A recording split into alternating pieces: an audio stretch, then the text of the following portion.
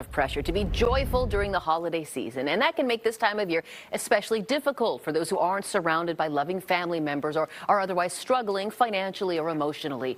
Seniors in particular are vulnerable to feelings of grief and depression. Let's talk more about geriatric holiday depression by welcoming Dr. Drew Maygren, psychiatrist at Kaiser Permanente's Oakland Medical Center, to the 9. Thank you for being with us. Of course, you're very welcome. Tell me how these past 2+ years of pandemic living have only exacerbated the issue of geriatric depression. Yeah, it's been very difficult over the past 2 years. We have individuals who already have loss. They have loss of loved ones who pass away as they age. They have loss of hearing, loss of vision. They feel isolated and removed already. And then you place them in a situation where they cannot engage with their support networks. Right. That's very isolating. It's very difficult. And that loneliness just exacerbated during that time, unfortunately. And I count family members as a support network. Yes. I'm lucky enough to come from a big family. We're all here in the Bay, 4 adult children, mom and dad in Livermore. But for a solid year, we didn't hug or touch mom and dad. We didn't go in our family home.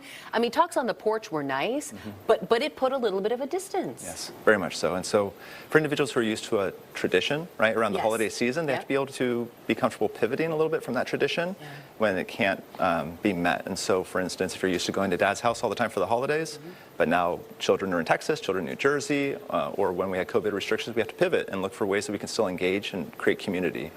There was a time where I couldn't engage with my grandma. I couldn't go and spend time with her, even though historically I had. And so we started talking on the phone. And then that led to more phone calls and more phone calls. And then eventually led to calling her every day until she passed away. Oh, wow. And it was a beautiful tradition that we had. Yeah, but you had something that you hadn't done that you started to do that turned out to be a positive. Absolutely. When you talk with seniors directly, it can be very hard, at least in my experience, to have them open up to you. I hear a lot of, I'm fine, I'll be okay, don't worry about me. Don't worry about me, yep. How do we break past that? Get curious. So people want to be loved, they want to be nurtured, they want to be engaged with, and the extent to which you get curious about their lives, they will engage with you. And so just be okay with the idea that you need to reach out to them. There's often times where we feel like they may not be engaged with in that particular activity. I was just told an anecdote recently about somebody who was moving her daughter from apartment to apartment. Why would I call mom to help with this, right? She can't lift boxes, she can't walk them down the stairs. But then she did. She called mom, so grandma was there, mom was there, daughter was there, 3 generations of women who were able to reminisce. And then also grandma was able to feel valued. Right. She can help plan, she can help organize, she can help put boxes in certain areas. She's part of the process. Exactly. She's not excluded. And what a beautiful moment for them to share together, where otherwise they may have just not thought to do it. Yeah. I used to think that, that showing love had to be a big thing. I baked you an amazing cake for your birthday. I'm taking you away for the weekend. Some of my best afternoons with my mom have been like, let's go to the thrift store, let's pick up some tacos for dinner, and just go and sit in the backyard. Something I would have counted as nothing before is my entire Saturday now. Yes. Yeah, very much so. And if this is a time of loneliness for you as an older adult, if this is a time where you feel like you are withdrawn, I'd really encourage you to just act, just to reach out to those around you. There are other people who feel that same way as you. They want to be reached out to as well. Community, your faith group, your neighbors, your friends. Call them, engage with them, get curious.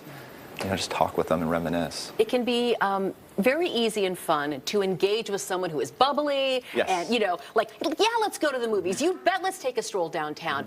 When you're trying to engage someone who doesn't want to leave the house or who doesn't, want to go to the holiday party, it can be a little hard and frustrating on this end. Yes. How do you help us extend ourselves even when it feels like the person on the other end of the line or the conversation doesn't want to come? Sure. And so it's easy to say just go and engage, right?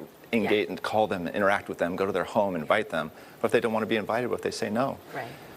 Just go spend time with them. Just be with them. It's extremely powerful just to sit with somebody, to commune with them, be a human. We've kind of lost in the past 2-3 years, unfortunately, what it's like to actually be with somebody and just feel that connection as a human. And so do that. It doesn't matter if you don't go and do an activity. The fact that you're sitting with this loved one and letting them know that your time is valuable and that you want to be with them is very powerful. I joke, but I realize it's not a joke, that the pandemic turned me into the daughter I should have been all along. And I think about families such as yours who lost someone during the pandemic, either from COVID or not. I think COVID taught us you can't wait. Right? You can't wait to plan that big all-family vacation in 2 years because, like, tomorrow is not promised. Today is here. Go see your parents if you're lucky enough to have them nearby. Yeah. And if this is a time where you have lost a loved one, it may be difficult for you because you associate then that grief and loneliness with the holiday season. It's just anchored there, unfortunately, and it becomes a negative thing for you going forward. I really challenge you to try to reestablish that, reframe it. So a number of years ago, we lost my father during this time. And my mother's in her 70s, and this otherwise could be a time of sadness for her. But she really reframes it as, this is a time where I can give thanks for the legacy that her spouse left, right? And what they've created together. And so it's just a beautiful time to just think about the positive as opposed to the negative, that which was lost. Yeah, it's not all bad. And we continue, and you still have your mom. Yes, ma'am. Well, I'm sorry for your losses over these past couple of years. I know so many people are dealing with what you're going through and counseling others through as well. Yeah. Well, I feel like we could talk for an hour, but unfortunately we have to leave it here. Dr. Drew Maygren from Kaiser Permanente, thank you so much for joining us. I appreciate your time. Thank you, ma'am. Of course, of course. Coming up in a minute on